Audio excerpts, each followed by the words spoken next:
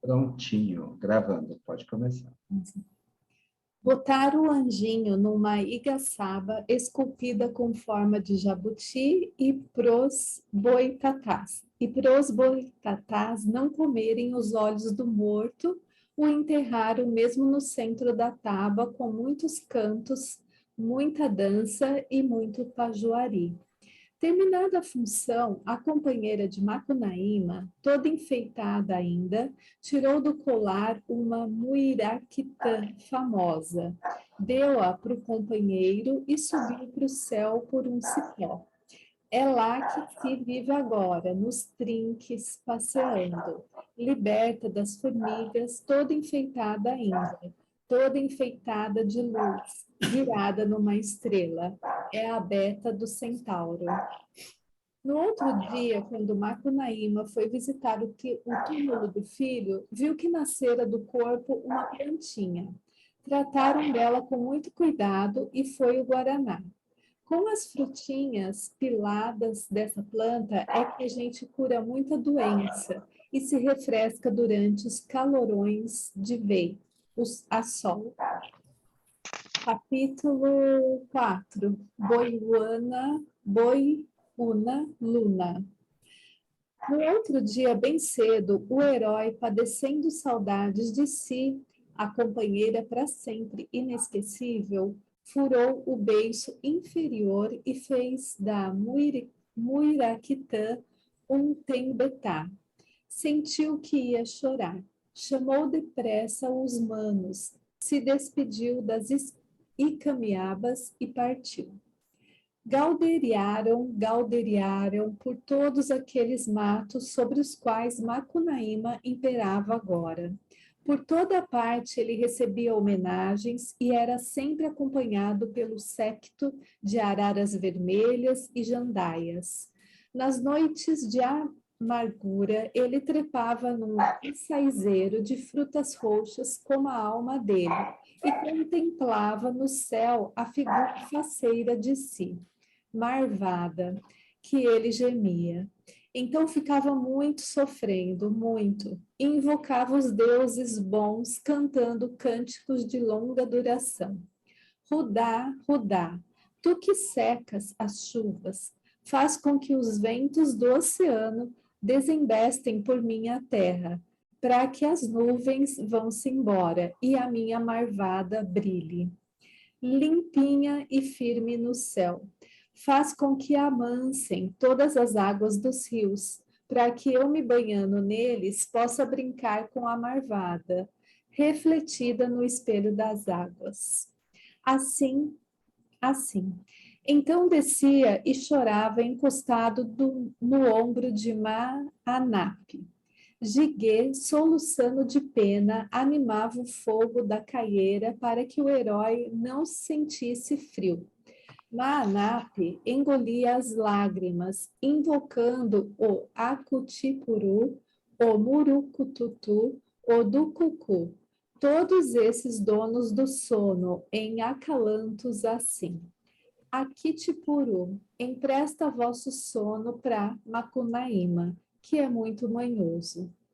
Catava os carrapatos do herói e o acalmava, balanceando o corpo. O herói acalmava e adormecia bem. No outro dia, os 3 estradeiros recomeçavam a caminhada através dos matos misteriosos, e Macunaíma era sempre seguido pelo séquito de araras vermelhas e jandaias. Caminhando, uma feita em que a arraiada principiava enxotando a escureza da noite. Escutaram longe um lamento de moça. Foram ver. Andaram légua e meia e encontraram uma cascata chorando sem parada. Macunaíma perguntou para a cascata: que é isto? Chouriço? Conta o que é. E a cascata contou o que tinha sucedido para ela.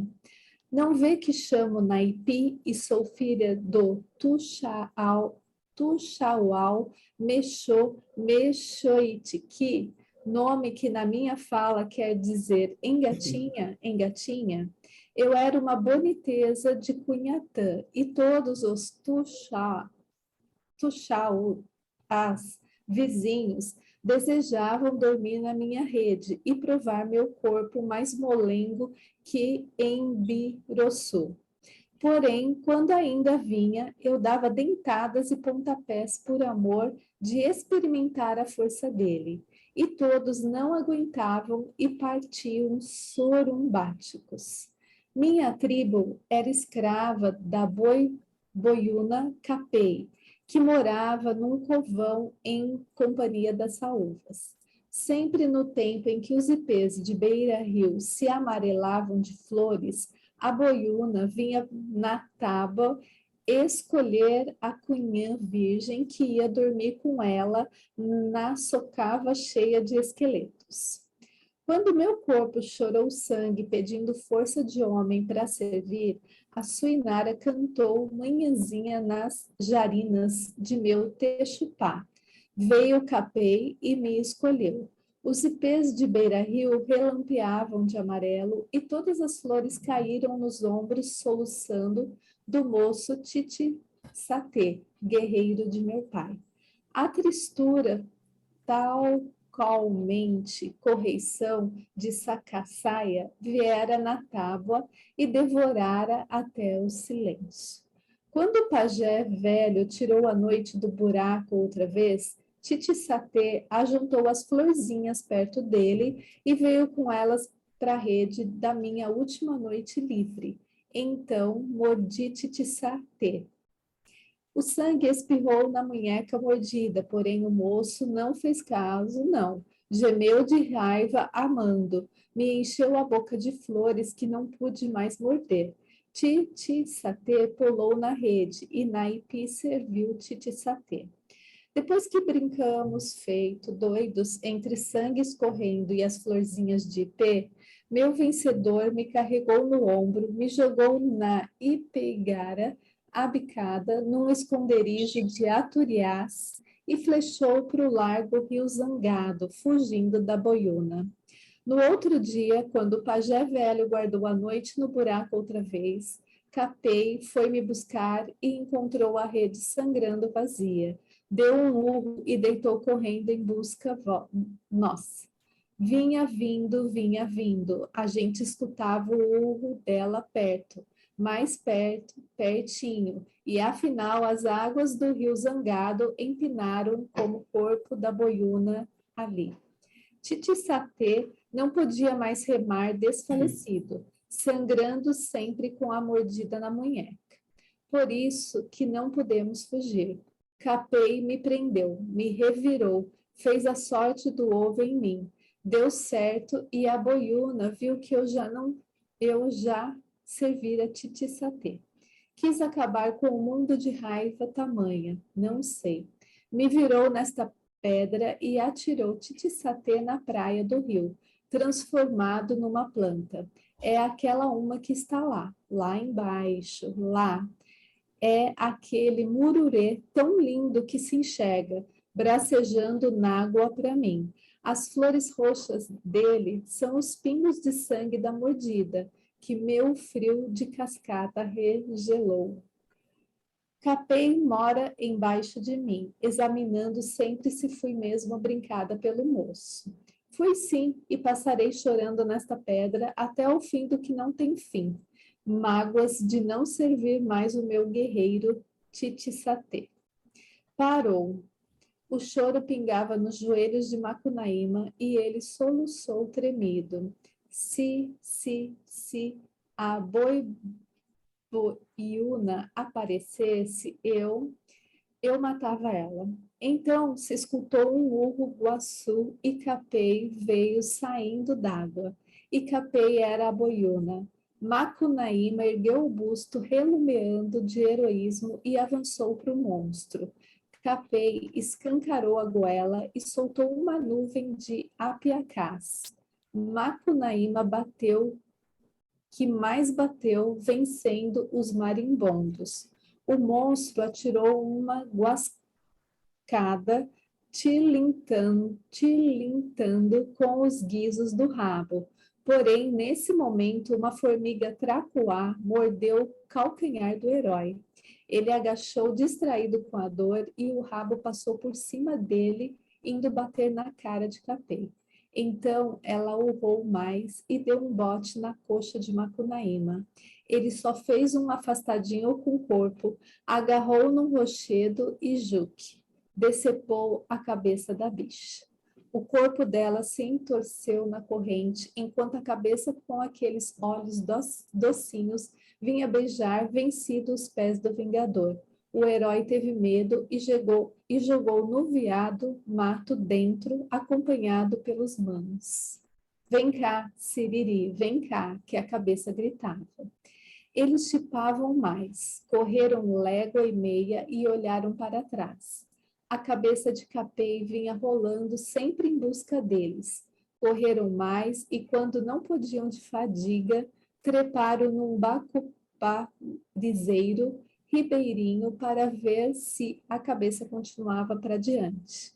Mas cabeça parou por debaixo do pau e pediu bacuparis.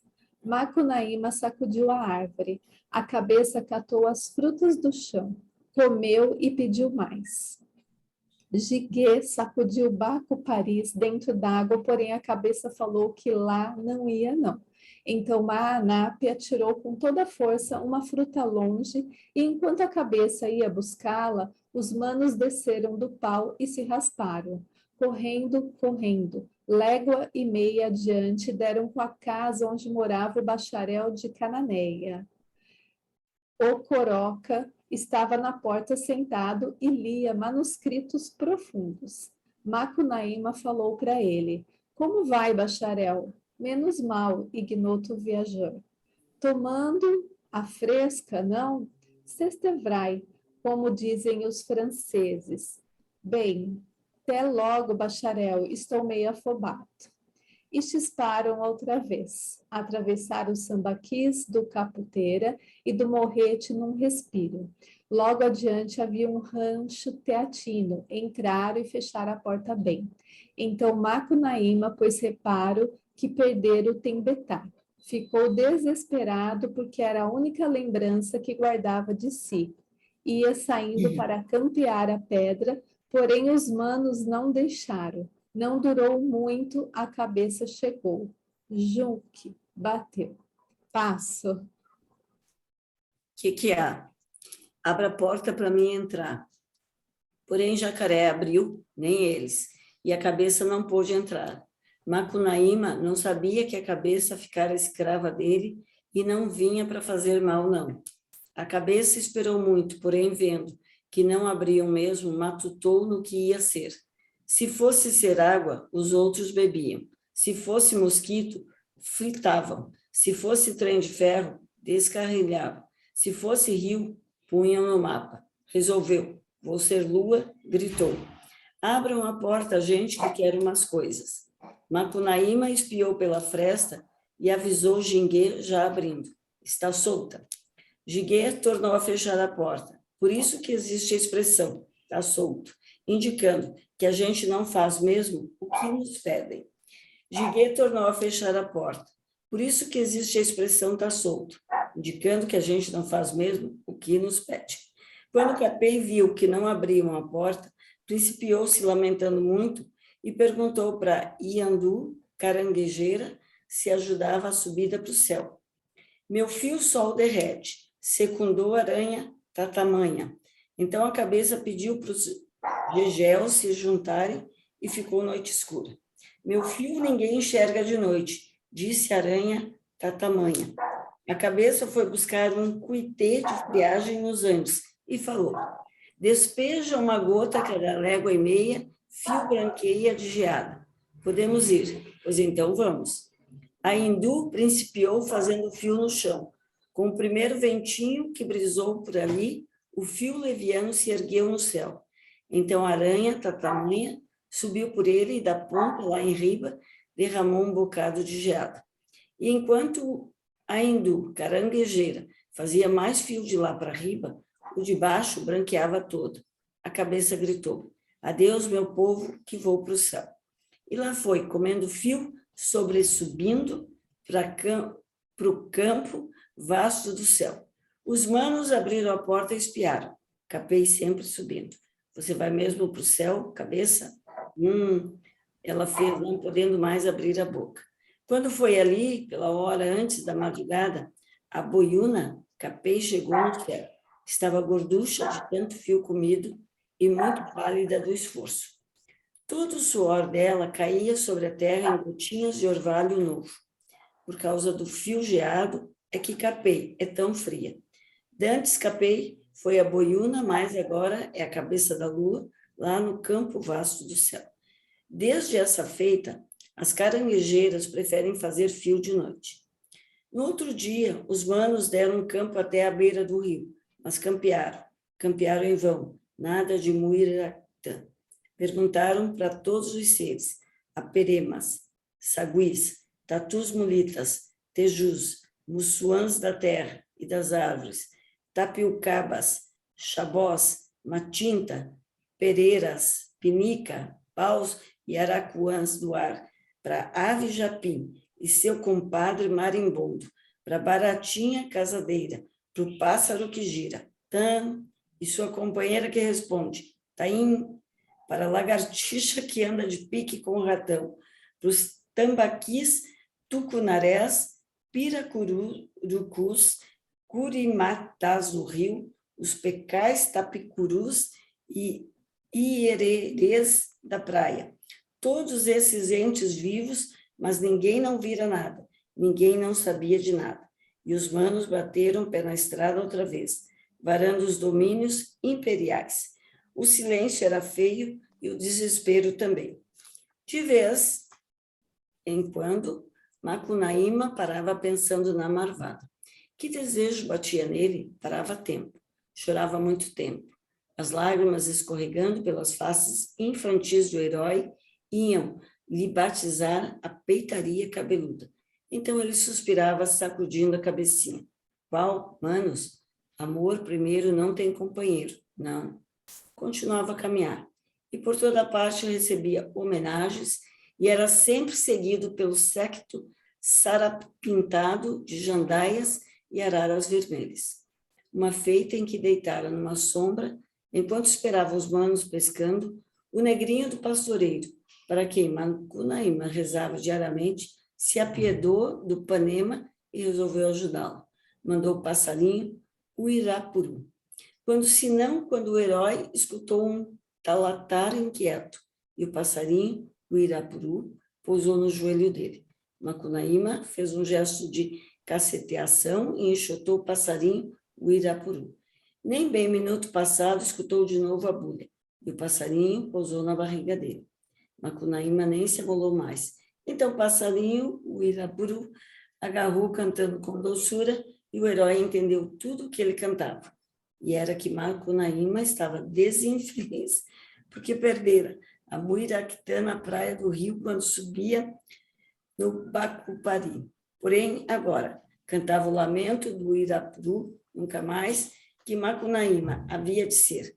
Murupiara, não, porque uma tracajá engolira a Muiractã e o mariscador, que apanhara a tartaruga, tinha vendido a pedra verde para um regatão peruano se chamado Venceslau Pietro Pietra. O dono do talismã enriquecera e parava fazendeiro e paludo lá em São Paulo, a cidade macota lambida pelo Igarapé Tietê. Dito isso, o passarinho, o Irapuru, executou uma letra no ar e desapareceu. Quando os manos chegaram da pesca, Macunaíma falou para eles, e andando por um caminho, negaciando um catingueiro e vai. Presenciei um friume no costado. Botei a mão e saiu uma lacraia mansa que me falou toda a verdade. Então, Macunaíma contou o paradeiro da Muiractã e disse para os manos que estava disposto a ir em São Paulo procurar esse tal Venceslau Pietro Pietra e retomar o Tembetá roubado. E Cascavel, faça ninho, se eu não topo com Muiractã. Se vocês venham comigo muito de bem, se não homem, antes só do que mal acompanhado. Mas eu tenho opinião de sapo. E quando encasqueto uma coisa, aguento firme no toco. Hei de ir só para tirar a prosa do passarinho, irapuru, minto, da lacraia. Depois que discursou, Macunaíma deu uma grande gargalhada, imaginando na peça que pregava no passarinho. Manap e Jinguê resolveram ir com ele, mesmo porque o herói carecia de proteção. Passo.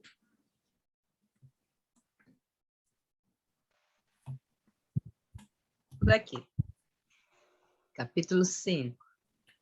E aí, irmã?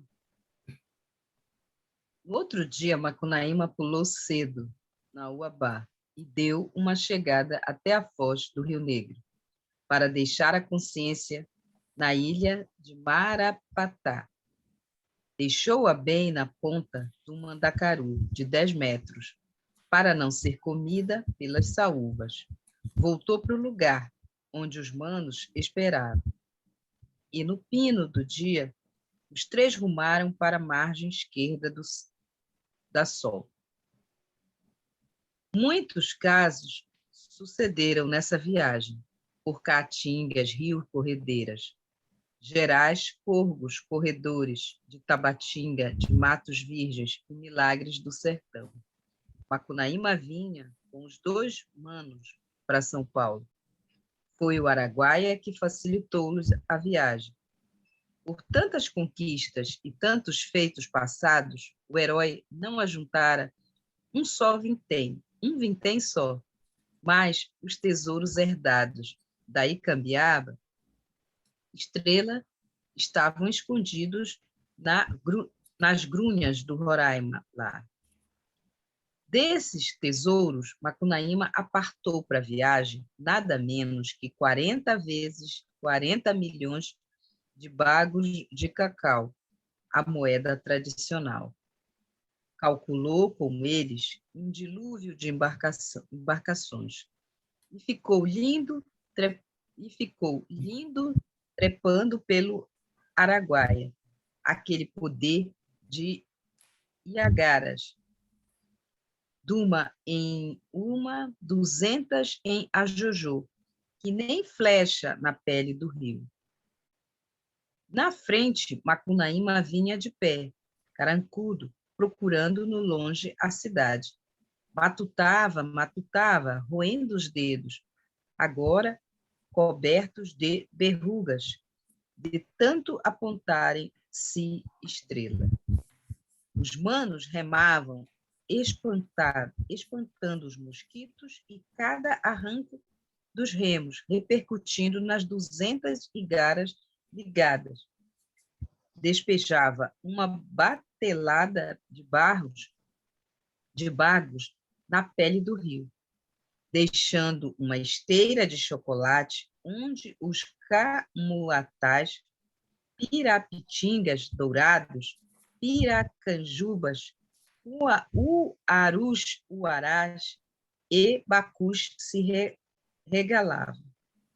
Uma feita a sol cobrira os 3 manos de uma escaminha de suor, e Macunaíma se lembrou de tomar banho.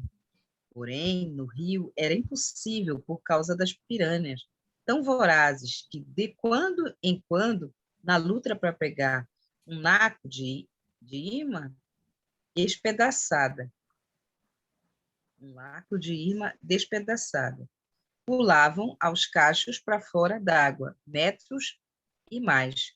Então Macunaíma enxergou numa lapa bem no meio do rio uma cova cheia d'água. E a cova era que nem a marca de um pé de gente. Abicaram. O herói, depois de muitos gritos por causa do frio d'água, entrou na cova e se lavou inteirinho. Mas a água era encantada, porque aquele buraco na lapa era a marca do pezão, do Sumé, do tempo em que andava pregando o evangelho de Jesus para a indiada brasileira. Quando o herói saiu do banho, estava branco. louro, de olhos azuisinhos. A água lavava o pretume dele.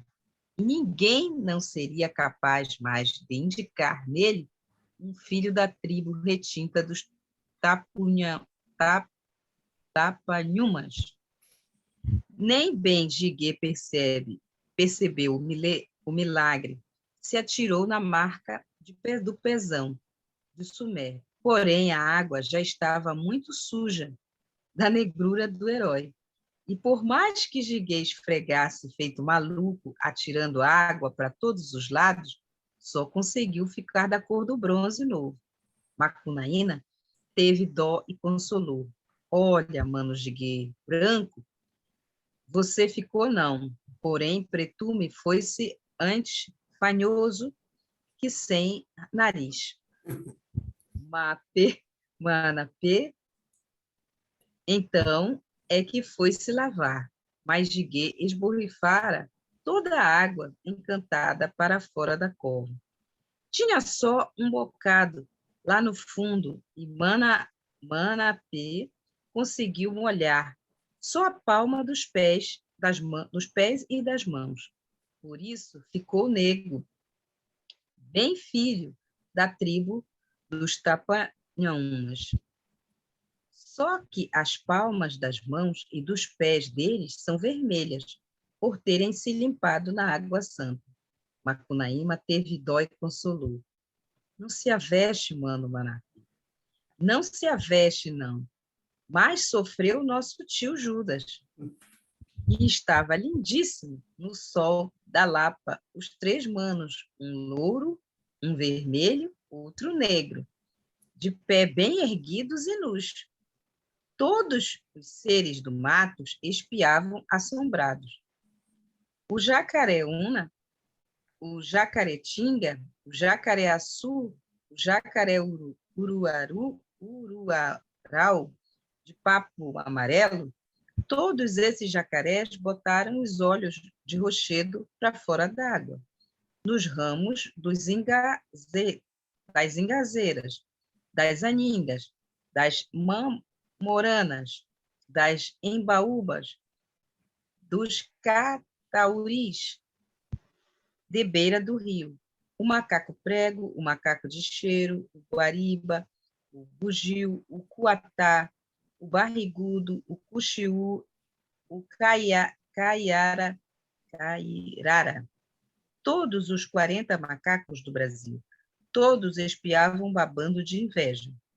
E os sabiás, os sabiacica, os sabiapocas, os sabiauno, o sabiapiranga, o sabiogonga, que quando come não me dá, o sabiá barranco, o sabiá tropeiro, o sabiá laranjeira, o sabiá guti, todos esses ficaram pasmos e esqueceram de acabar o trinado, vozeando, com eloquência. Macunaíma teve ódio, botou as mãos nas ancas e gritou para a natureza. Nunca viu, não? Então os seres naturais debandaram, vivendo, e os 3 manos seguiram o caminho outra vez. Porém, entretanto, nas terras do Igarapé, Tietê, aonde o Bourbon vogava e a moeda tradicional não era mais cacau, em vez chamava arame, contos, acontecos, 1000 réis, borós, tostão, 200 réis, 500 réis, 50 paus, 90 bagarrotes, e pelegas, cobras, chenchés, caraminguás, selos, bicos de coruja, maçuini, bolada, calcário, gimbra, siridó, bicha, pataracos.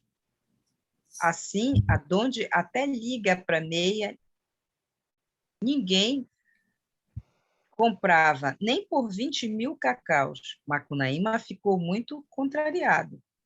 Ter de trabucar ele, herói, murmurou desolado. Ai, que preguiça! Resolveu abandonar a empresa, voltando para os pagos de que era imperador. Porém, Maanapê falou assim: deixa de ser aruá, mano. Por morrer um caranguejo, o mangue não bota luto. Que diacho! Desanima não, que arranjo as coisas. Quando chegaram em São Paulo, ensacou um pouco do tesouro para comerem e barganhando o resto na bolsa, apurou perto de 80 contos de réis. Mana, P era feiticeiro. 80 contos não valia muito, mas o herói refletiu bem e falou para os manos: paciência, a gente se arruma com isso mesmo. Quem quer cavalo sem taxa não anda a pé. Com esses cobres é que Macunaíma viveu. E foi numa boca da noite fria que os manos toparam com a cidade Macota de São Paulo, esparramada à beira do rio do Igarapé-Tietê. Primeiro foi a gritaria da papagaiada imperial, se despedindo do herói. E lá se foi o bando sarapintado, volvendo para os matos do norte. Os manos entraram num cerrado cheio de najás, ouricuris, ubuçus, bacabas, mucajás, miritis, tucumãs, trazendo no Curuatá uma penachada de fumo, em vez de palmas de coco. Todas as estrelas tinham descido do céu branco, de tão molhado de garoa, e banzavam pela cidade. Macunaíma lembrou de procurar-se, e dessa ele nunca poderia esquecer, não, porque a rede feiticeira que ela armara para os brinquedos fora tecida com os próprios cabelos dela. E isso torna a tecedeira inesquecível. Macunaíma campeou, mas as estradas e terreiros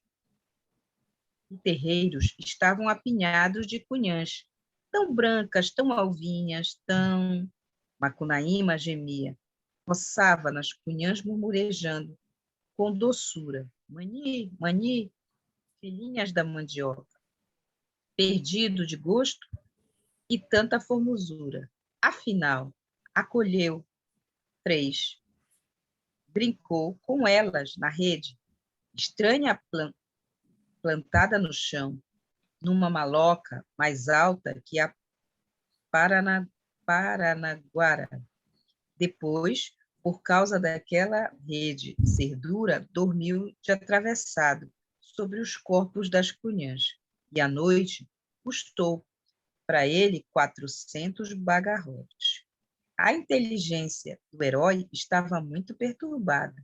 Acordou com os berros da bicharia, lá embaixo, nas ruas, disparando entre as malocas temíveis. E aquele diacho de Saguiaçu que o carregava para o alto do Tapiri, tamanho em que dormira. Que mundo de bichos! Que despropósito! Que papões roncando! Mauaris, jaruparis, sacis e boitatás nos atalhos, nos socava nas cordas dos morros furados por grotões, donde gentama saía, muito branquinha, branquíssima, de certo a filharada da mandioca. A inteligência do herói estava muito perturbada. As cunhãs, rindo, tinham ensinado para ele que Saguiaçu não era sagui, não chamava elevador, e era uma máquina. De manhãzinha ensinaram que todos aqueles piados berros, cuiqueadas, sopros, roncos, esturos, não eram nada disso, não. eram as Cialoxos, companhia, apitos, buzinas e tudo era máquina. As onças pardas não eram onças pardas. Se chamava Fords, Bilis, Chevrolets, Dodges, Marmons, e eram máquinas.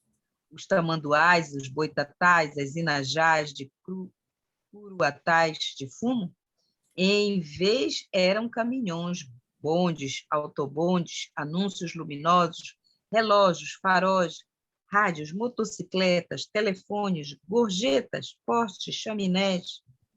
Eram máquinas e tudo na cidade era só máquina.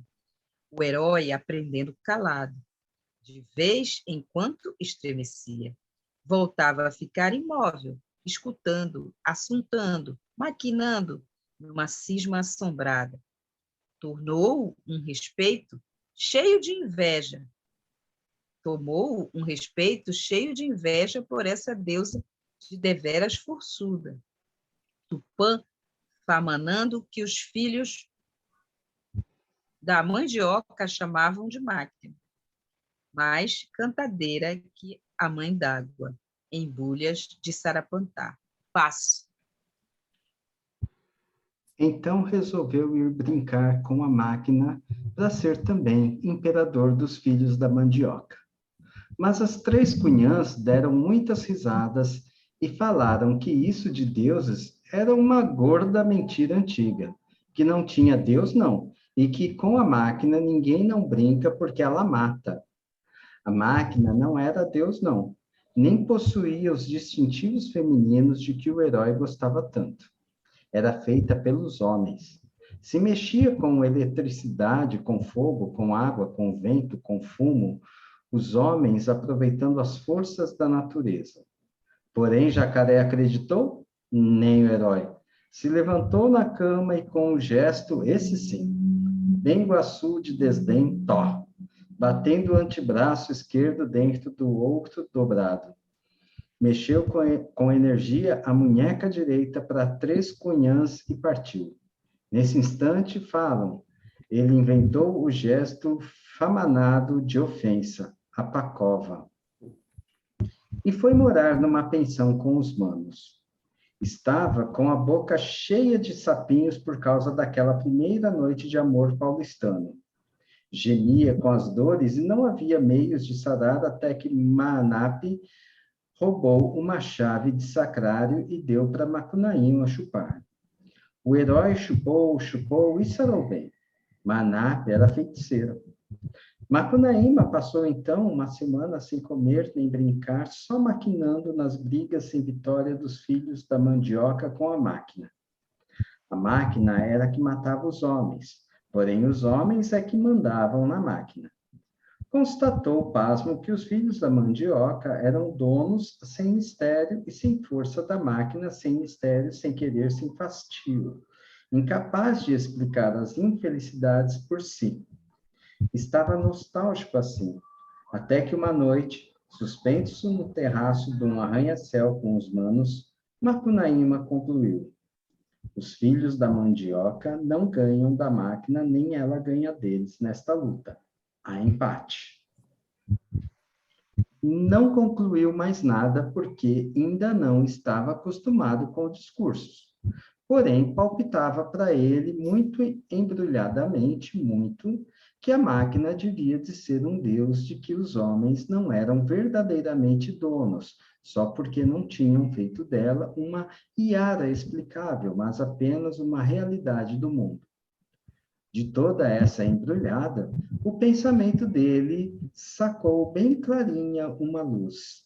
Os homens é que eram máquinas, e as máquinas é que eram homens. Macunaíma deu uma grande gargalhada. Percebeu que estava livre outra vez e teve uma satisfamãe. Virou o giguê na máquina telefone. Ligou para os cabarés encomendando lagosta e francesas. No outro dia, estava tão fatigado da farra que a saudade bateu nele. Se lembrou da Muiraquitã. Resolveu agir logo, porque primeira pancada é que mata a cobra. Venceslau Pietro Pietra morava num tejupar maravilhoso, rodeado de mato no fim da rua Maranhão, olhando para a Noruega do Pacaembu.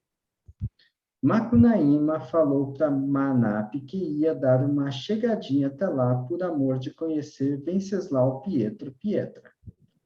Manap fez um discurso mostrando as inconveniências de ir lá, porque o regatão andava com o calcanhar para frente, e se Deus assinalou alguma, lhe achou. De certo, um mauari malévolo. Quem sabe se o gigante Piaimã, comedor de gente? Macunaíma não quis saber. Pois vou assim mesmo. Onde me conhecem, honras me dão. Onde não me dão, conhecem, me darão ou não. Então Manap acompanhou o mano. Por detrás do tejupar, do regatão, vivia a árvore de Zalaúra Ieg, que dá todas as frutas, cajus, cajás, cajamangas, mangas, abacaxis, abacates, jabuticabas, graviolas, sapotis, pupunhas, pitangas, guajiru, cheirando o sovaco de preta. Todas essas frutas, e é muito alta. Os dois manos estavam com fome. Fizeram um zaiacute, com folhagem cortada pelas saúvas, esconderijo no galho mais baixo da árvore para flecharem a caça devorando as frutas. Manap falou para Macunaíma: olha, se algum passo cantar, não secunda não, mano, senão adeus minhas encomendas. O herói mexeu a cabeça que sim. Manap atirava com a sarabatana e Macunaíma recolhia por detrás do zaiacute a caça caindo. Caça caía com estrondo e Macunaíma aparava os macucos, macacos, micos, monos, motuns, jacus, jaós, tucanos, todas essas caças. Porém, o estrondo tirou Venceslau Pietro Pietra do farniente e ele veio saber o que era aquilo. E Venceslau Pietro Pietra era o gigante Piaimã, comedor de gente. Chegou na porta da casa e cantou feito pássaro. Ogoró, ogoró, ogoró, parecendo muito longe. Macunaíma secundou logo. Ogoró, ogoró, ogoró. Manap sabia do perigo e murmurou: esconde, mano. O herói escondeu por detrás do zaiacute entre a caça morta e as formigas. Então o gigante veio. Quem que secundou? Manap respondeu: sei não. Quem que secundou? Sei não. 13 vezes. Daí o gigante falou: foi gente, me mostra quem era. Manap jogou um macuco morto. Piaimã engoliu o macuco e falou: foi gente, me mostra quem era. Manap jogou um macaco morto. Piaimã engoliu e continuou: foi gente, me mostra quem era. Então enxergou o dedo mindinho do herói escondido e atirou um banine na direção. Se ouviu um grito gemido, comprido, Juque! E Macunaíma agachou com a flecha enterrada no coração. O gigante falou para Manap: atira a gente que eu cacei. Manap atirou guaribas, jaós, mutuns, mutum de vargem, mutum de fava, mutuporanga, urus, urumutum, piaçocas, todas essas caças. Porém, Piaimã engolia e tornava a pedir a gente que ele flechara. Manap não queria dar o herói e jogava as caças. Levaram muito tempo assim, e Macunaíma já tinha morrido. Afinal, Piaimã deu um berro medonho. Manap, meu neto, deixa de conversa. Atira a gente que eu cacei, que senão te mato, velho safadinho. Manap não queria jogar o mano mesmo. Pegou desesperado em 6 caças de uma vez. Um macuco, um macaco, um jacu, uma jacutinga, uma picota e uma piaçoca. E atirou no chão gritando: Toma 6. Piaimã ficou danado. Agarrou 4 paus do mato, uma acapurana, um angelim, um apió e um carauá, e veio com eles para cima de Manape. Sai do caminho, porqueira. Jacaré não tem pescoço, formiga não tem caroço. Comigo é só 4 paus na ponta da unha. Jogador de caça falsa. Então Manape ficou com muito medo e jogou o truque, o herói no chão. Foi assim que Manape com Piaimã inventaram o jogo sublime do truco. Piaimã sossegou. Este mesmo. E já são 5 para as 8. Essa foi boa, não sabia que truco tinha sido inventado assim.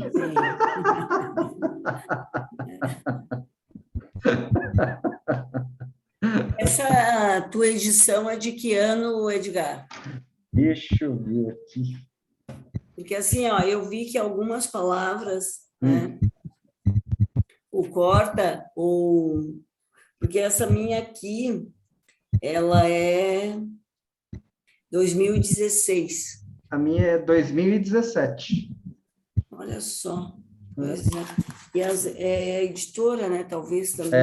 Acho que é provavelmente a editora na hora de... Porque como já é... É claro que os direitos já são públicos, né? Então a editora fica mais... Algumas editoras... Sim, sim. Mas no seu, as palavras estão... Não, alguma coisa ali que ela diminui ou ela aumenta, né? Tem uma diferença aqui, eu já vi. Mas beleza.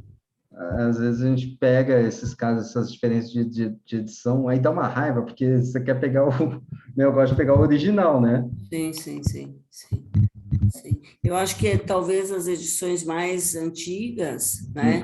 As primeiras lá, tem bastante diferença também. Sim. Vão estar mais próximas, inclusive, né? Do que ele escreveu. E aí, gente, o que ficou de hoje?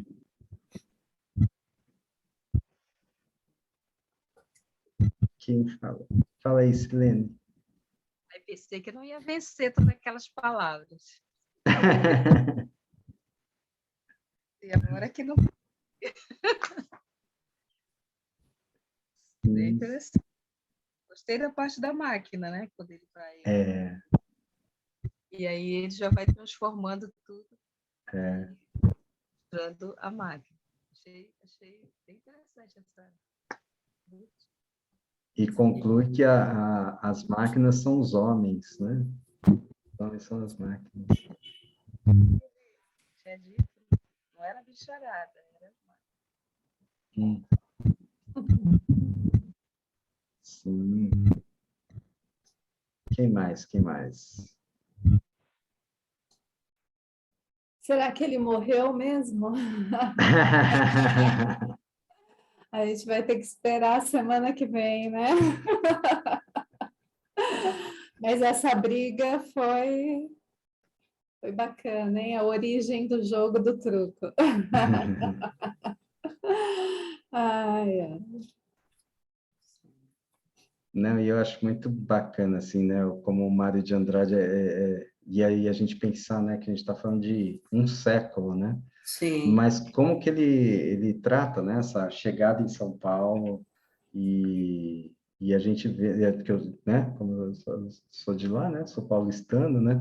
E a gente vê como que não mudou nada, né? Não mudou nada essa coisa da máquina, né? A máquina, sempre a máquina. Máquina de moer gente. Sim. E a crítica, né, que o Mário de Andrade faz, assim, mas com toda essa... Né, É quase uma brincadeira de criança, né? Alguns parágrafos, né? Sim. É muito legal mesmo. Porque que nem quando ele fala, né, interessante, da Rua Maranhão, né?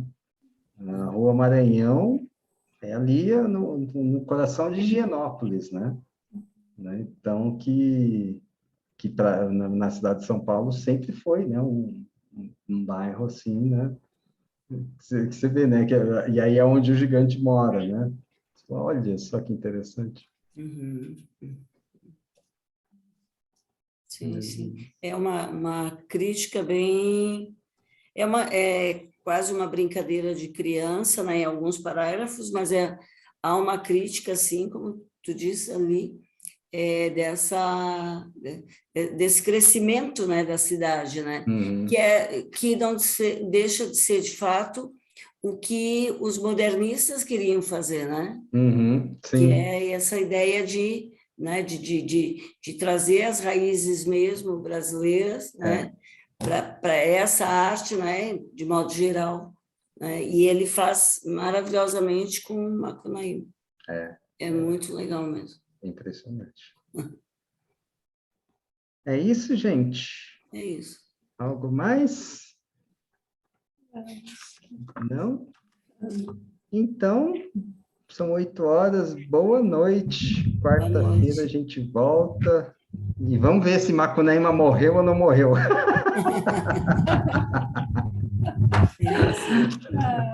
Então tá bom, gente. Boa noite. Boa noite, boa noite. Boa Até Páscoa logo. aí para vocês. Tchau, tchau.